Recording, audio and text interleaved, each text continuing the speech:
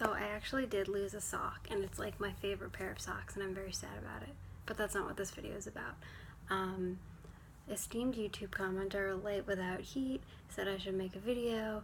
I listed some subjects and they picked a subject, but they said they didn't know what any of the subjects actually were. So my idea was I was going to talk about the Marie Kondo Netflix show, and I was going to talk about each family on the show and like what I thought was weird about them. I feel bad talking about anybody that's on a reality show because they are real, and that's why I've given this video a misleading title, because I want it to be hard to find and only something that my subscribers will watch. However, when I was watching the show, sometimes I thought some of the people on the show were weird, so like I was going and like googling like Marie Kondo, like Frank, because I wanted to read people's opinions about the person Frank, not the character, the real person who was on TV. And I found his Twitter where he like identifies himself as someone who was on Marie Kondo, so I guess he didn't have a problem with how he came across in the show. But anyways, I'm sure that other people had the same feeling, that they wanted to hear other people's opinions about the people on the show. If you don't know who Marie Kondo is, which I guess this commenter doesn't, she's a Japanese writer and like consultant who has become really, really famous in the US. I'm really talking out of my ass here because I don't know anything about like the Shinto religion, but I will try. Her thing is like showing people how to organize their homes and not hold on to things that they don't need, and she is Shinto, and I guess in that religion you sort of believe that houses and objects and stuff like that have souls. So a lot of her organizational stuff is like about communicating with your house and like communicating with the objects that you have, and like sometimes you want to get rid of things because you realize that you don't really need them, but you also feel bad about getting rid of your things, and so you're supposed to like thank them. I guess that's sort of the big thing that people in the US sort of see as a gimmick, although my understanding is in Japan this way of looking at things is actually not that weird, but I think for people in the US it seems very like, you know, new.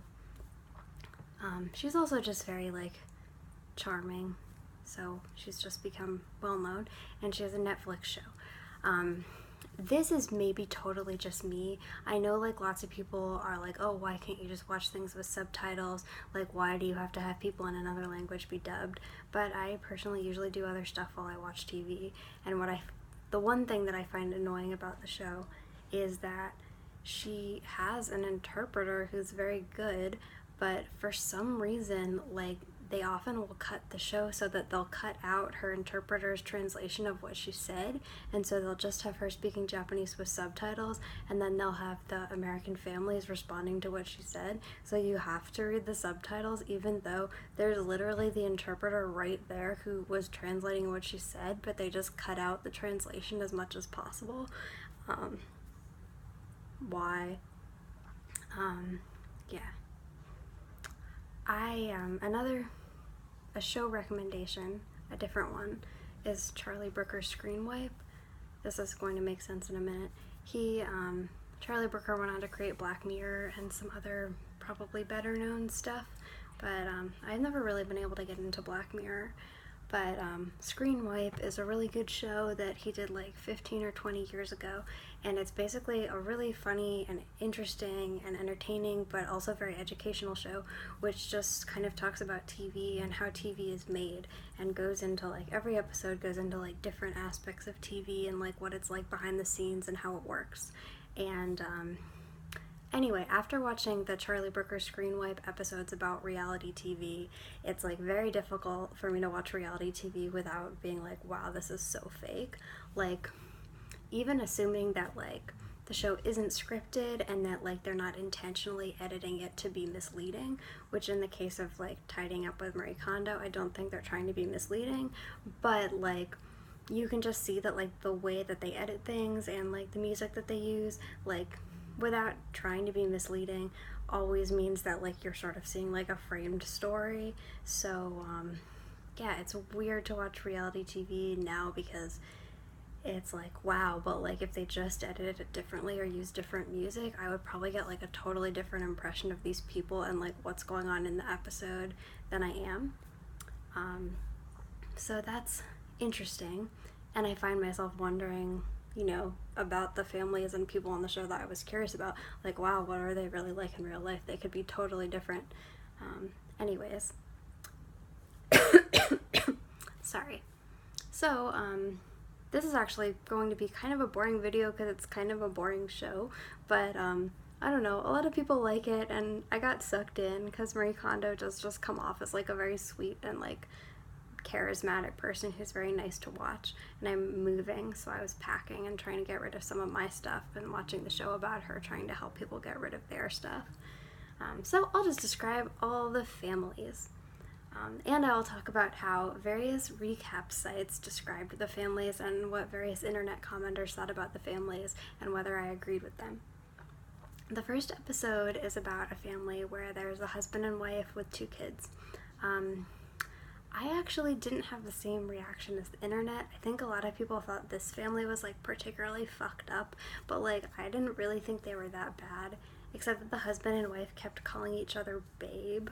But yeah, I don't know. They were just having some trouble trying to keep their house tidy with having 2 little kids, and Marie Kondo helped them.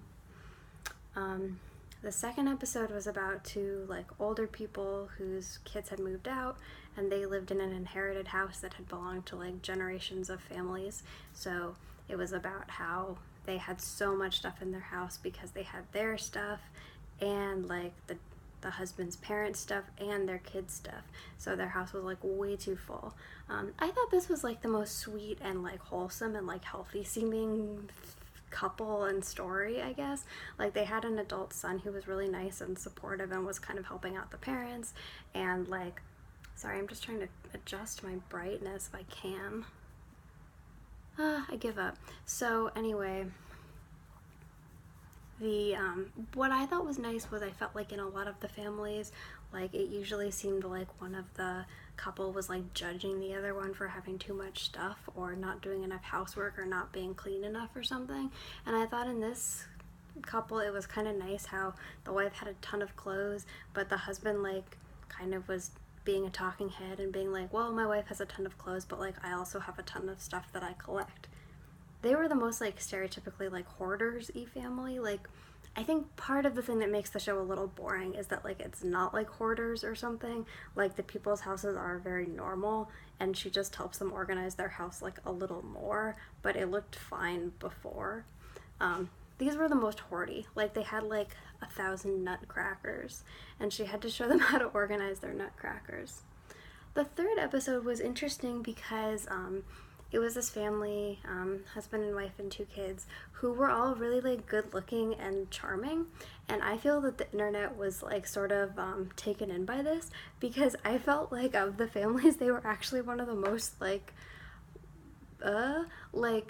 the husband was really like handsome and seemed really sweet to the wife, but basically the problem in the family was that like the entire family except for the mom didn't know where any of their stuff was, and the kids would literally call their mom on the phone and like yell at her to like tell them where their socks were because they didn't know where their own socks were.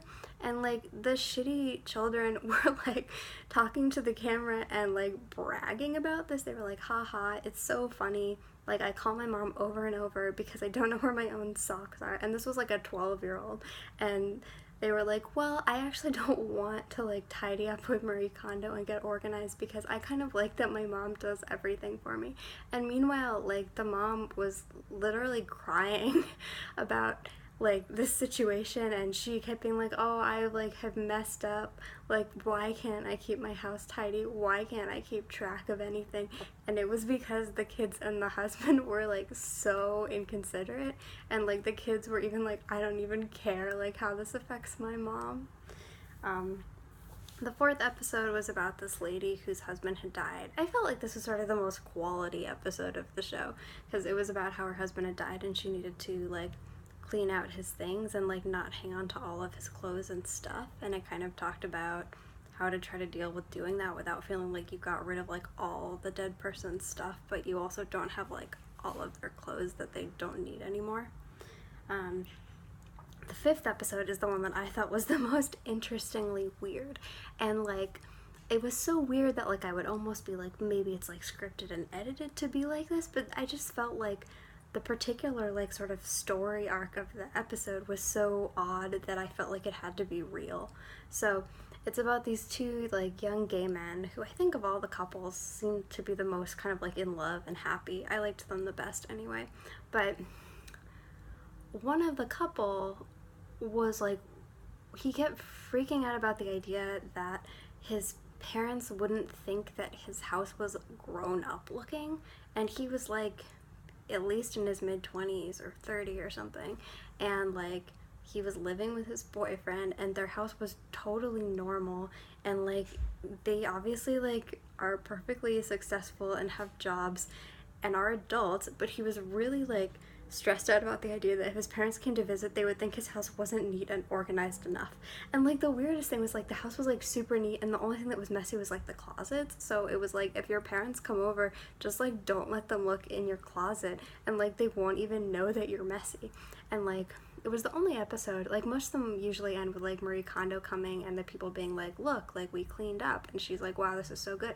But this episode went on and it ended with like the guy's parents coming in this really long montage of his parents basically telling him that they approved of him, and like but it was like so weird because like they wouldn't have even known that he was insecure if he didn't be like, mom and dad, come, like look in this closet, it used to be messy but now it's clean, like look in the kitchen, we used to have like 20 glasses but now we only have 9 glasses because we don't need more than 9 glasses. And it was like totally a self-created problem.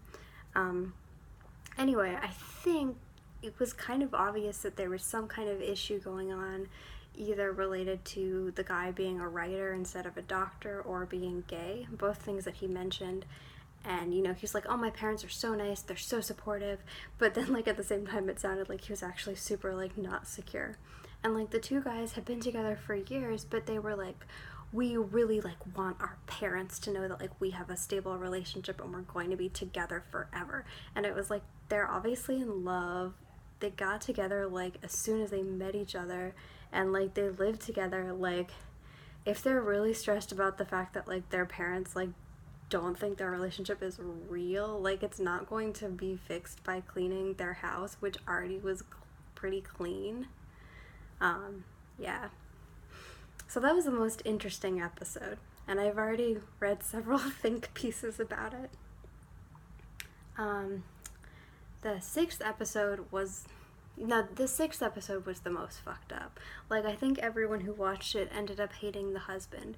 It's about this white guy who's married to this Pakistani woman, and like she likes to hold on to things because she's emotional about them, but it wasn't really that bad. Like, it wasn't like their house was like so filled with stuff that they couldn't get around, and like some of the stuff that she had was like Pakistani clothes and stuff that she doesn't have much opportunity to wear because they live in a place that doesn't have like a Pakistani Indian community, but it was like emotionally, culturally important to her.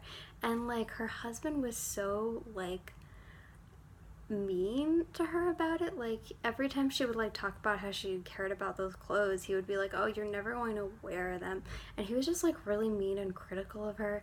And like also, one of the rules that Marie Kondo said in the show was that you shouldn't tell other people to like clean up or like what to do with their things, but he just spent the whole episode just like judging her for having too much stuff. And I think eventually the show got to the point where like in editing or whatever, I think they just didn't know how to deal with this, so it basically just cuts to the wife being like, oh, I thought about it and I decided like I'm fine and I can just get rid of things and like I don't care anymore. And it was actually just really depressing. So I hope that they either fix their problems, or that this was like edited for TV. So I'm trying to fix the brightness again. Or that it was edited for TV, I give up, to seem worse than it really was, because I hope it's not the way it seemed like it was.